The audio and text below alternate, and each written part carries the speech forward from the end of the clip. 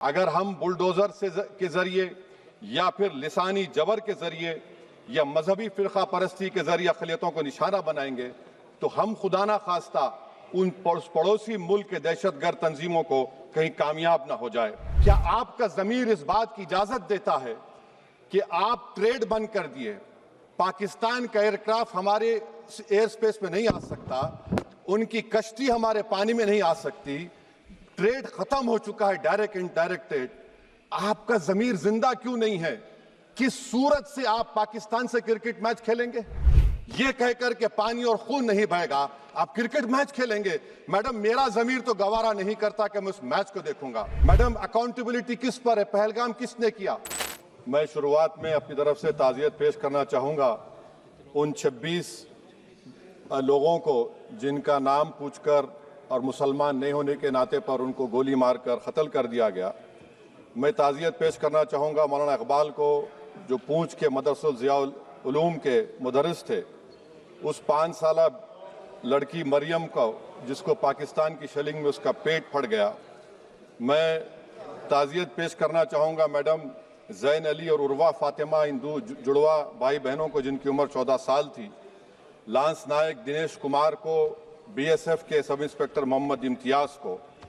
मैं शुक्रिया अदा करना चाहूँगा कश्मीर की आवाम का कि उन्होंने पहलगाम के वाक़े के बाद मस्जिदों से ऐलान किया मजम्मत का, बग़ैर किसी के बोलने पर रोड पर निकलकर उन्होंने पाकिस्तान से आए हुए दहशतगर्दों की मजम्मत की। मैं मुबारकबाद देता हूँ हमारी मुसल्लह अफ़वाज को कि उन्होंने एक अजीम कुर्बानी पेश की और बहादुरी के साथ ऑपरेशन सिंदूर में भारत को कामयाबी दिलाई। मैं मुसल्लह अफ़वाज ने पहले 9 दहशतगर्द ठिकानों पर उनको निशाना बनाया और सबसे मेरी नज़र में जो दहशतगर्दी के दिल पर हमला हुआ वो भावलपुर का था और 6 एयरफील्ड, 3 हैंगर और 2 रनवेज को हमने तबाह किया।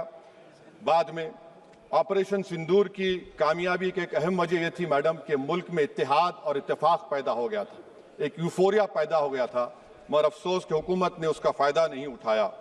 मैं आज भी कह रहा हूँ, जिम्मेदारी के साथ कह रहा हूँ कि पाकिस्तानी फ़ौज, पाकिस्तान की ISI, पाकिस्तान का डीप स्टेट, उनका हयाती मकसद ये है कि हमेशा भारत को कमज़ोर किया जाए और अगर हमको इन ताकतों को कमज़ोर करना है तो देश में इत्तेहाद और इत्तेफाक को बरकरार रखना पड़ेगा।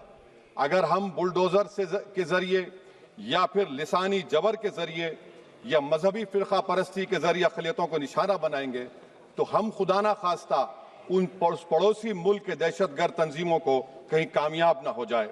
मैडम, मैं आपके सामने ये भी कहना चाहूँगा कि इत्तेहाद और इत्तेफाक इस मुल्क में जब मजबूत होगा तो हमको बैनुल-अक़वामी सतह पर दिखाने की ज़रूरत नहीं पड़ेगी। मैं आपकी तरफ से हुकूमत से चंद सवालात करना चाहूँगा कि वज़ीर आज़म ने कहा कि खून और पानी एक साथ नहीं बह सकते, आतंकवाद और बातचीत एक साथ नहीं हो सकती। तो मेरा सवाल आपके जरिए से वजीर आजम और हुकूमत से यह है, फिर जिन इंसानों को बैसारा की वादी में मारा गया था, क्या आपका जमीर इस बात की इजाजत देता है कि आप ट्रेड बंद कर दिए, पाकिस्तान का एयरक्राफ्ट हमारे एयर स्पेस में नहीं आ सकता, उनकी कश्ती हमारे पानी में नहीं आ सकती, ट्रेड खत्म हो चुका है डायरेक्ट इनडायरेक्ट ट्रेड। आपका जमीर जिंदा क्यों नहीं है? किस सूरत से आप पाकिस्तान से क्रिकेट मैच खेलेंगे? जब हम पानी नहीं दे रहे हैं, 80% पानी पाकिस्तान का हम रोक रहे हैं, यह कहकर के पानी और खून नहीं बहेगा, आप क्रिकेट मैच खेलेंगे। मैडम, मेरा जमीर तो गवारा नहीं करता कि मैं उस मैच को देखूंगा। क्या इस हुकूमत में इतनी हिम्मत है कि उन 25 मरने वालों को फोन करके कहे कि देखो हमने ऑपरेशन सिंदूर में बदला ले लिया, अब तुम पाकिस्तान का मैच देखो? बड़ी अफसोस की बात है मैडम। मैडम, अकाउंटेबिलिटी किस पर है? पहलगाम किसने किया? 7.5 लाख हमारी फौज और सेंट्रल पैरामिलिट्री फोर्स है, ये कहां से 4 चूहे घुसकर हमारे भारत के नागरिक को मारे? अकाउंटेबिलिटी किस पर फिक्स होगी?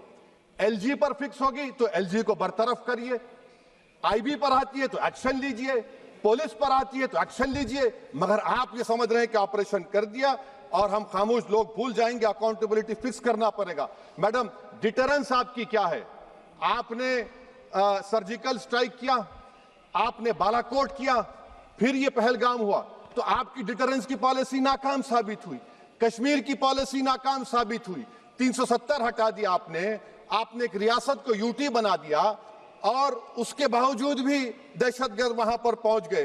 तो और अफसोस मुझे इस बात का होता है मैडम कि पाकिस्तान को हम जानते हैं, पाकिस्तान और इजराइल इस पूरी दुनिया में एक फेल्ड स्टेट है और पाकिस्तान के आर्मी चीफ को, जिससे हमारे स्ट्रेटेजिक रिलेशनशिप, इसको अपना दोस्त कहते हैं, उस देश का प्रेसिडेंट उस शख्स को बुलाकर खाना खिलाता है अपने साथ जिसके भाषण से हमारे लोग मारे गए थे। तो क्या आपकी खारजा पॉलिसी कामयाब हुई? आप देख लीजिए। अच्छा, हमारे देश में एक ऐसी तंजीम है जिसका वजूद नफरत की बुनियाद पर और मजहबी अज़लियत को फैलाने के लिए बनाया गया। उनको तकलीफ है सेकुलरिज्म से, सोशलिज्म से, मगर हमारे संविधान के प्रियम्बल में लफ्ज सॉवरेन है। सॉवरेन का मतलब यह है कि हम खुद मुख्तार हैं, हम हाकिम आला हैं, हम अपने मुल्क के मुकद्दर का फैसला करेंगे। एक गोरा व्हाइट हाउस में बैठकर भारत की सीज फायर का ऐलान करेगा? यह आपका नेशनलिज्म है? अफसोस होता है मुझे सर। मैडम मैं आपसे पूछना चाह रहा हूं कि अगर एक चचा सैम ऐलान कर रहे हैं तो हमारी फौज पर क्या असर पड़ा होगा, हमारे उन पायलटों पर क्या असर पड़ेगा जो नहीं मालूम कितनी ऊपर आसमानों पर भारत की हिफाजत कर रहे हैं। वो नेवी का सिपाही जो समंदर में खड़ा हुआ है, उसको यह नहीं मालूम हो रहा है कि मेरा प्रधानमंत्री ऐलान नहीं किया, एक गोरे ने ऐलान किया। बड़ा ये आपके कैसा होगा ये? मैडम मेरा सवाल हुकूमत से यह भी है कि हम कोई एडवर्सेरियल कंट्री नहीं है अमेरिका के लिए, हम दोस्त हैं, स्ट्रेटेजिक रिलेशनशिप है, क्या क्या एग्रीमेंट हमने साइन नहीं किया, तो क्या ये दोस्ती निभा रहे हैं? मैडम मैं हिस्टोरिकल एग्जांपल दे रहा हूं, क्रुश्चेव और टीटो। क्रुश्चेव ने दबाव डाला, टीटो ने कहा मैं नहीं मानता, मैं नैम ज्वाइन करूंगा। मैडम फ्रांस और यूएसए, डिगोल को जब यूएसए ने दबाव डाला तो डिगोल ने कहा कि तुम दोस्त हो मगर हमारी खारिजा पॉलिसी आजाद ना है। मैडम वहीं पर आप देखिए गुजराल साहब, जिसको कहते सबसे कमजोर थे, वजीर आजम थे, उन्होंने बहादुरी का मजारा कि रिफूलिंग करने नहीं दिया। वियतनाम 20 साल यूएसए लड़ा मगर झुका नहीं, और हम उनको बोल भी नहीं पा रहे, हम तो कोई दुश्मन मुल्क तो नहीं है अमेरिका के, ये आपको समझने की जरूरत है।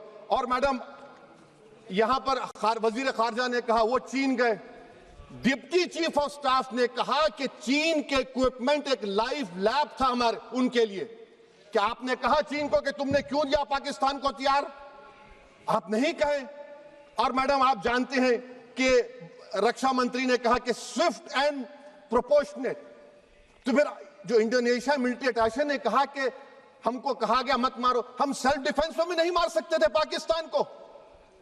और अगर आप ट्रंप के बयान को गलत कह रहे हैं कि 5 एयरक्राफ्ट नहीं गिरे, मैं यकीन करता हूं आपकी बात का, आप हमारे पायलट्स को कमेंट करिए ना, हमारे पायलट्स को कमेंट करिए कि हम अपने पायलट्स की तारीफ करते हैं, आप वो भी नहीं करना चाहते।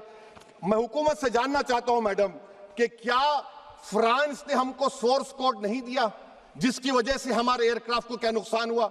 अब मुस्तकबिल में आप हथियार खरीदेंगे तो क्या आप सोर्स कोड हासिल करेंगे?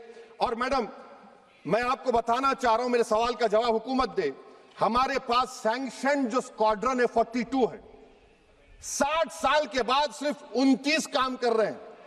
पाकिस्तान के पास 25 हैं, चीन के पास 50 से ज्यादा हैं। 11 साल से आप सरकार में हैं, सबमरीन नहीं है, थर्ड एयरक्राफ्ट कैरियर कहां पर है आप बताइए।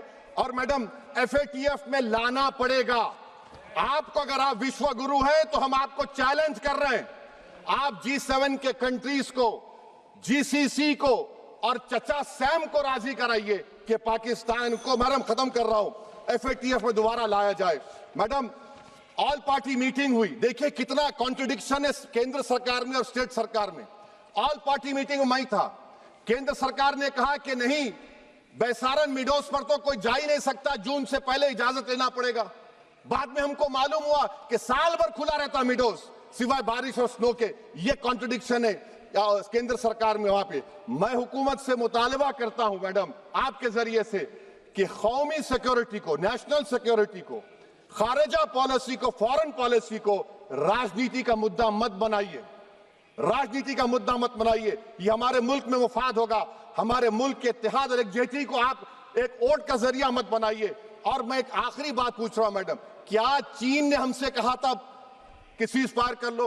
और कैसे पाकिस्तान ने हमारे पायलट्स की बातों को सुना कि हमारा कम्युनिकेशन एनक्रिप्ट नहीं है। मैडम, आखिर में मैं अपने शेर से इस अपनी बात को खत्म करूंगा कि अपने ही हाथों से सर अपना कटाना है हमें, मादर हिंद पे भेंट चढ़ाना है हमें, किस तरह मरते हैं एहरारे वतन भारत पर, ये तमाशा है जो दुनिया को दिखाना है हमें। ये मैं भारत की उस बहादुर फौज के नाम पे करता हूं, मुसल्ह फौज के नाम पे करता हूं। ये शेर कहने वाला कोई बीजेपी का नहीं था, ये शेर कहने वाले का नाम शेर था, शहीद अशफाकुल्लाह। मैं फिर से हुकूमत से कह रहा हूं, पाकिस्तान टेररिज्म करेगा, आप तैयार हो जाइए। आप चीन से मोहब्बत, कितना इम्बैलेंस हुआ ट्रेड का, कितना इम्बैलेंस हो रहा है चीन से। अच्छा, जब गलवान हुआ उस वक्त भी ट्रंप ने कहा था कि मैं बात करूंगा, हमने कहा नहीं बात करेंगे, जरूरत नहीं है। आज ट्रंप हमारे से पहले बोलता है। इज्जत नफ्स भी कोई चीज होती है, इख्तिदार में कोई यहां रहेगा कोई वहां रहेगा, मगर इख्तिदार में इकबाल होना चाहिए। बदबख्ती की बात यह है कि आपने इकबाल को खो दिया। बहुत बहुत शुक्रिया।